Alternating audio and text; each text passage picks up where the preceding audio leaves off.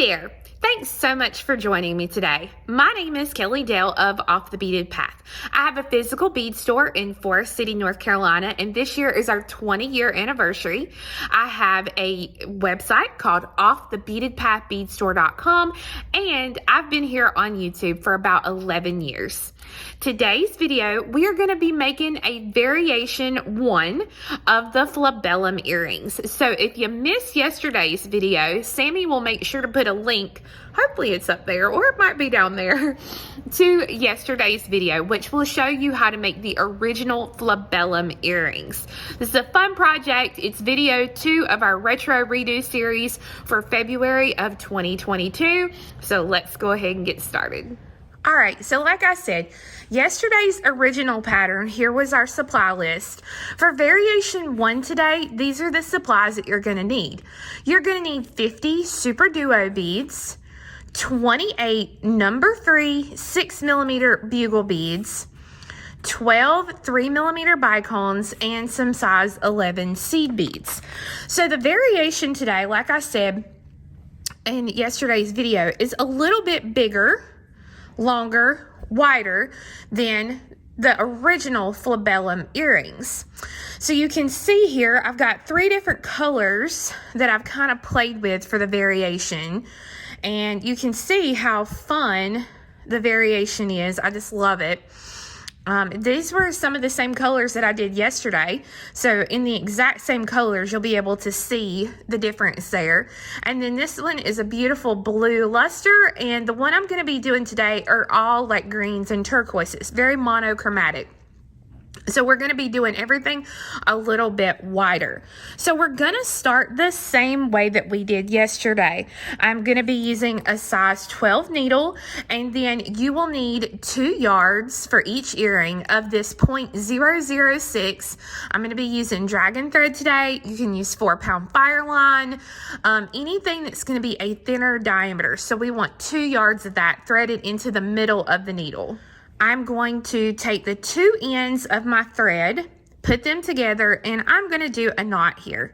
And I'm going to go through the knot about 2 or 3 times, and then I'm going to pull it down until I get a small knot in the product.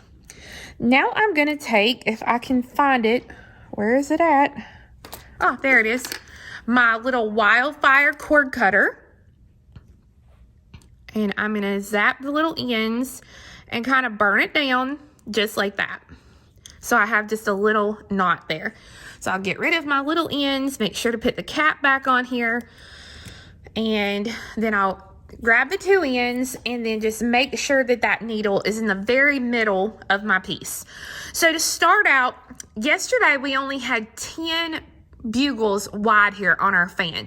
Today we're going to do 12. So I'm going to go ahead and count out my 12. So 2, 4, 6, 8, 10, and 12. So let me 1, 2, 3, 4, 5, 6, 7, 8, 9, 10, 11, 12.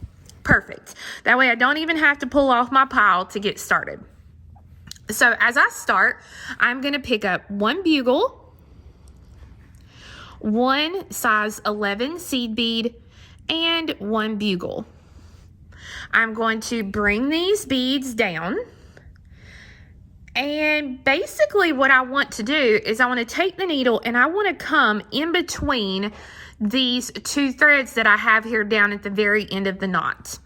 And I'm going to pull this through, and now what I'm going to do is I'm going to go ahead and fold the bugles together and pull the thread just like that.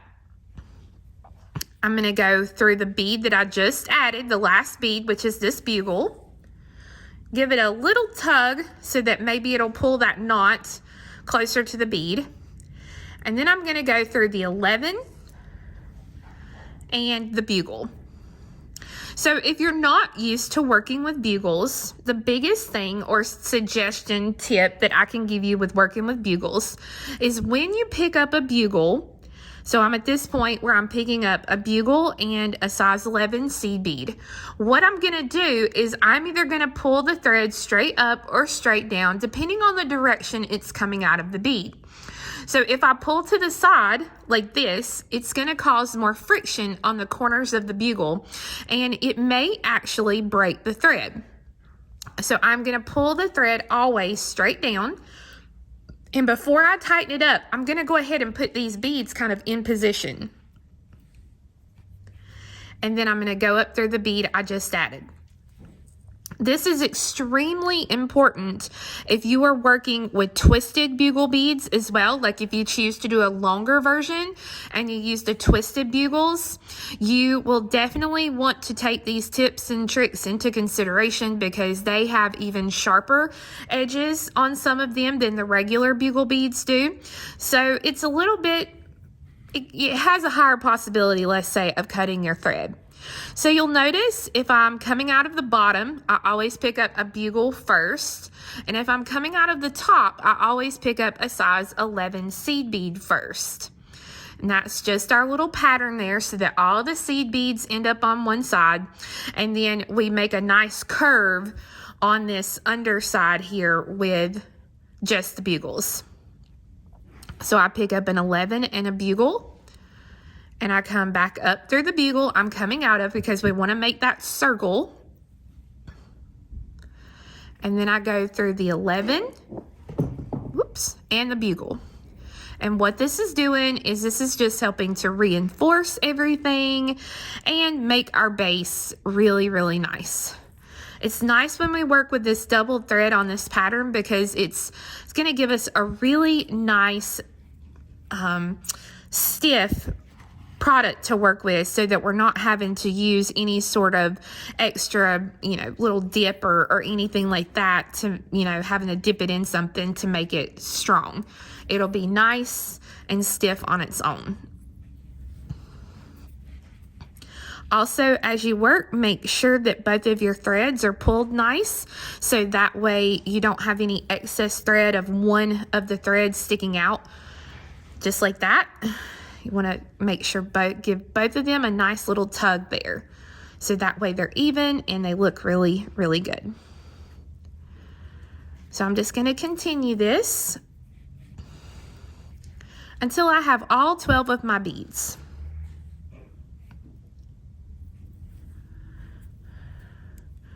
Again, I'm at the bottom, so I pick up a bugle and an 11.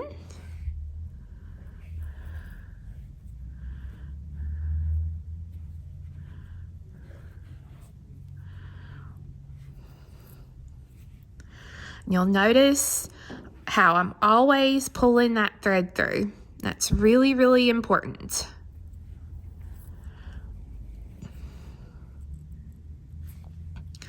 All right, so I'm going to, even though I counted my little stack twice, you never know when you're going to accidentally pick up one out of your stack that you're not supposed to. So I'm going to double count. So 1, 2, 3, 4, 5, 6, 7, 8, 9, 10, 11, and 12. So I have 12 beads.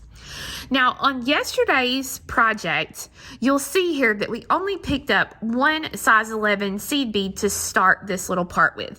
We actually need to pick up 2 on this variation. So 2 11s, a bugle, an 11, a super duo, an 11, a bugle, and 2 11s. So again, these are the beads that we need to pick up.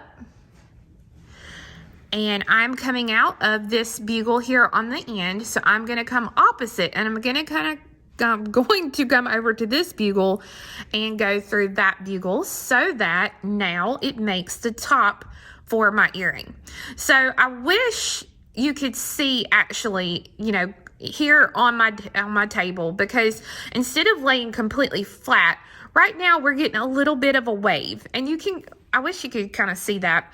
It's kind of sticking up, and that's okay. As we do this part, it's going to flatten everything out and you're going to be good to go. So don't worry if it's a little wavy or anything like that. You got this. So I'm coming out of this last bugle and I'm going to come through one of my little seed beads. And just like in the normal version, we're going to come all the way across on the first row, putting in our super duo beads. So I put in a duo and I go through the next 11. Duo and an 11. And you want to be careful on this row. Anytime we add our bugles, not our bugles, our duos, we want to be careful that we go through these slowly. Because what can happen with our double thread, if we're not careful, our bugle can actually, or not our bugle, our duo can go in between this little hole that we've created here with our two threads. And if it does that, nothing bad's going to happen. It's just going to make it, you'll see a thread right here along the outer edge, and we don't want that. So just taking your time and going through the bead will kind of help tremendously as to whether or not that will happen. Put it this way, it's nothing that can't be fixed. That's the good thing. All right, let's see. Did this one do it? Okay, so I wanted you to see right here. I must have missed actually going through the bead itself, and I accidentally went through thread. So this is where if you have your awl, this comes in really handy because you can kind of stick it in there and pull. But you want to be really careful because with a double thread, we can't really, you can't really just take your needle and stick it back through things. You have to go backwards. So I need to see in my thread path here where I got it stuck. And sometimes if you'll just even your needle out with your beadwork, it'll pull right out just like that did. So I'm glad that happened so that you could see how I corrected that mistake.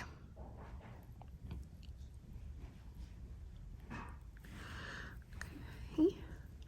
And just like that.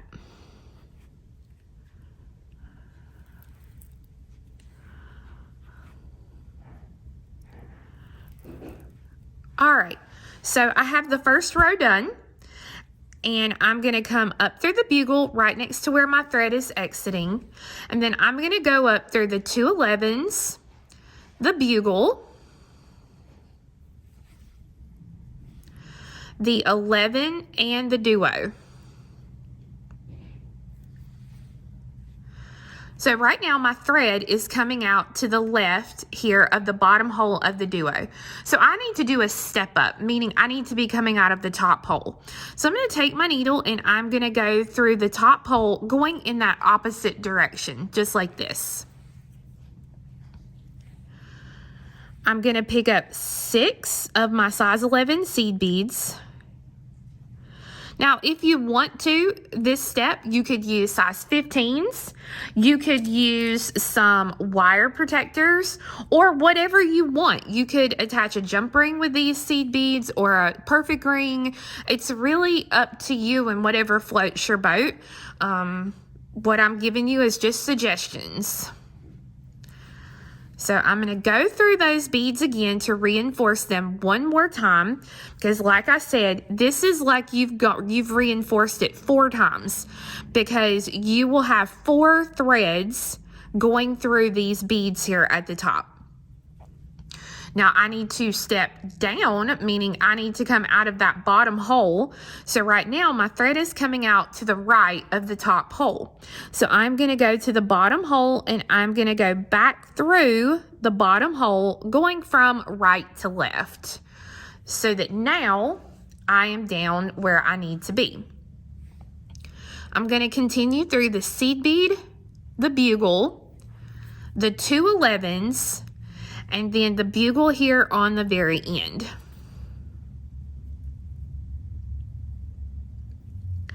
We need to get into position to do this next row down here.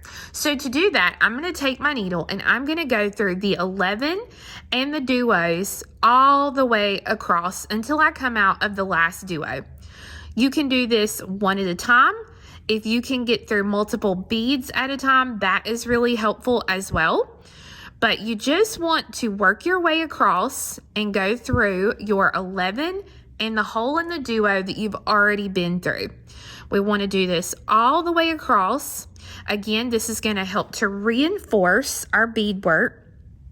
And at the same time, it's going to get us in position where we need to be.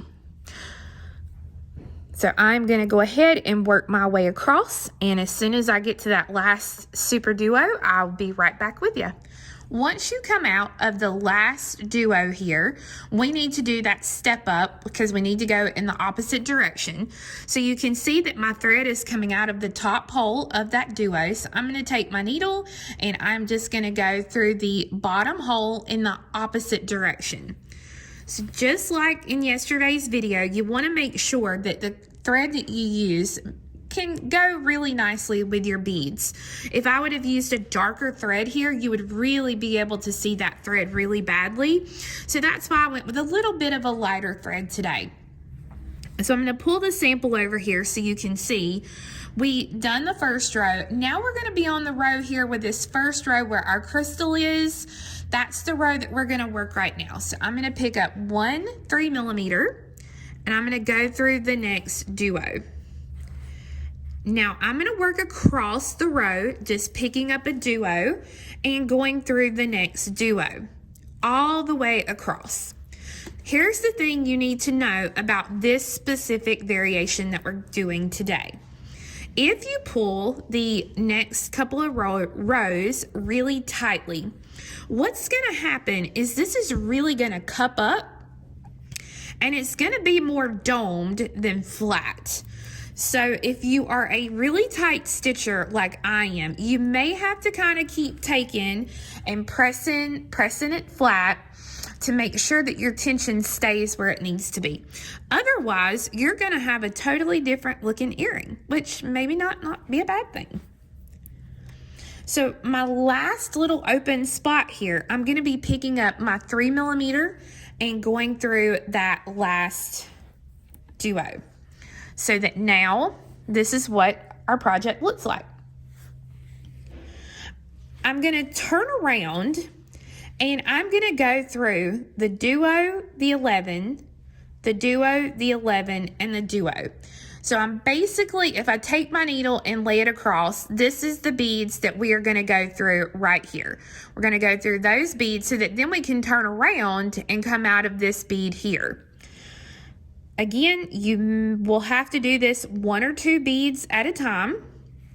Don't force it.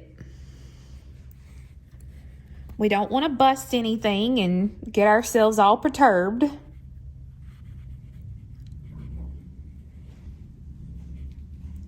So if you're having a hard time getting through multiple beads at a time, maybe just go through 1 bead at a time.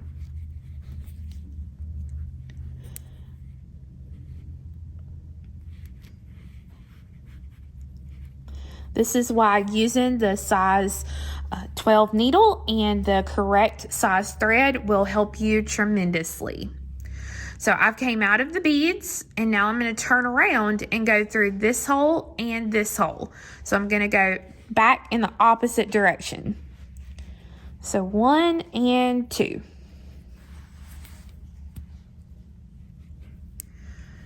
Now I'm going to take my needle and I'm going to come back this direction through that hole. And you'll notice there my thread looks dirty, and it is dirty because I am using a super duo that has a little bit of red on the inside. Some of them have a little bit of red. And what this is from where they made the holes. There's nothing wrong with it, and it's not going to hurt anything. It just might make white thread a little bit dirty looking, and so just don't stress about it. Just like the previous row, we're going to put in 1 bicone at the beginning and the end. So a bicone, and now duos all the way across.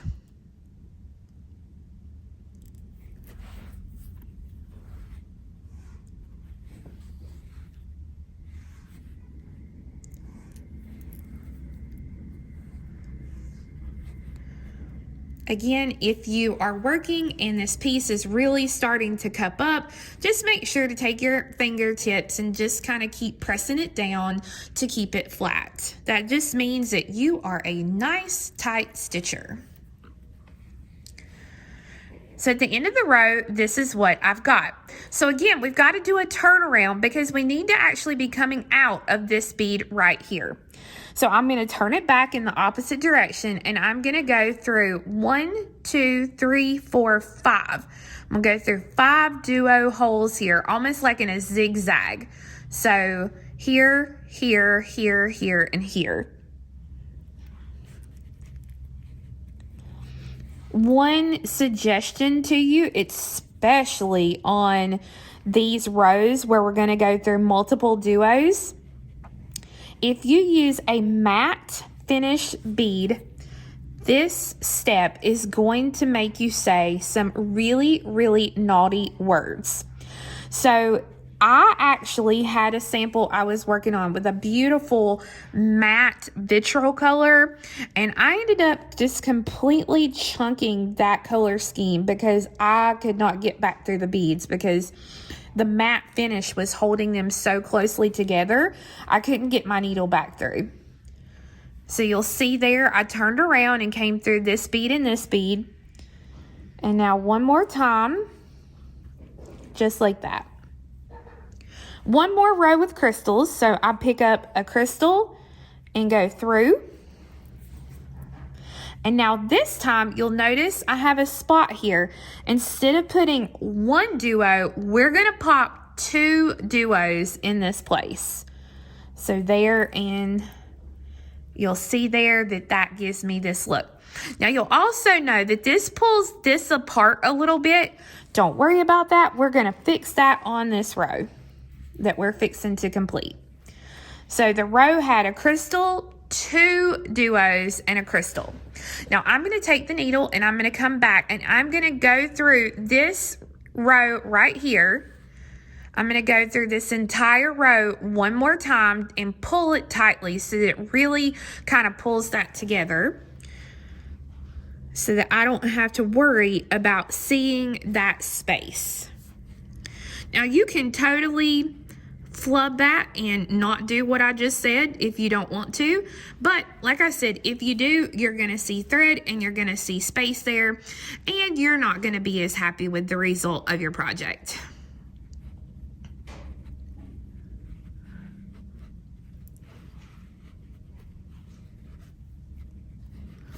So you'll notice I did the whole row.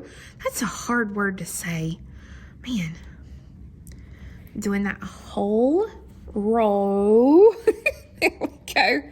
And now I'm going to turn around and I'm going to go through the beads to come out of this second duo that I added.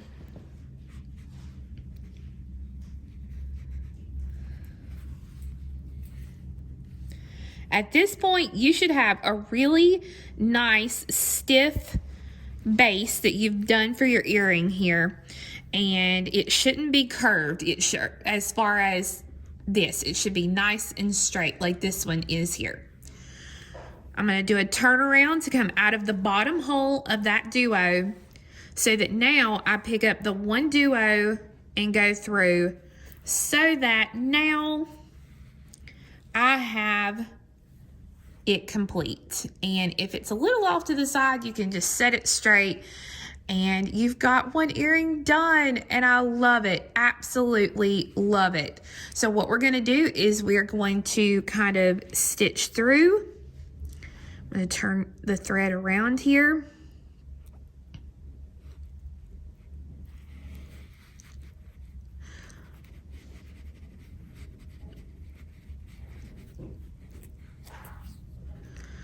And I'm going to go ahead, I'm going to put a knot right here. So I'm just going to go under the thread between those duos there. I'm going to leave myself a little loop here with the 2 threads and then go through the loop and pull. And then I'm going to go through some more beads here. And if you pull the thread tight, as you, right next to that duo, your knot will almost pop into the hole of the duo that's right next to it. So you won't have to worry about even the knot showing. And I'm going to go through. And then I'll use my little scissors or my cord cutter or whatever. And whoop, there we go. And cut that cord so that now I have a beautiful, beautiful new variation of the Flabellum earrings. So you would make your second earring so that it would look just like this one, and then you would have your finished set. So once you add your ear hook, you would have it complete and you would be happy because these things are quick and fun to make. So my friends, I hope you enjoyed learning how to make the Flabellum earrings variation number 1. I do have the pattern available on my website, offthebeadedpathbeadstore.com, and when you purchase the Flabellum earring pattern, it automatically contains the variation 1 and the variation 2 pattern in there. So you're getting 3 patterns for the price of 1. I do hope you'll join me again tomorrow, same bead time, same bead channel, where we will be actually making the second variation of this Flabellum earring. It's going to be, again, a little bit wider, a little bit longer, and it's just a fun variation of this project. So guys, you have a great day, and we'll see you again next time. Bye-bye.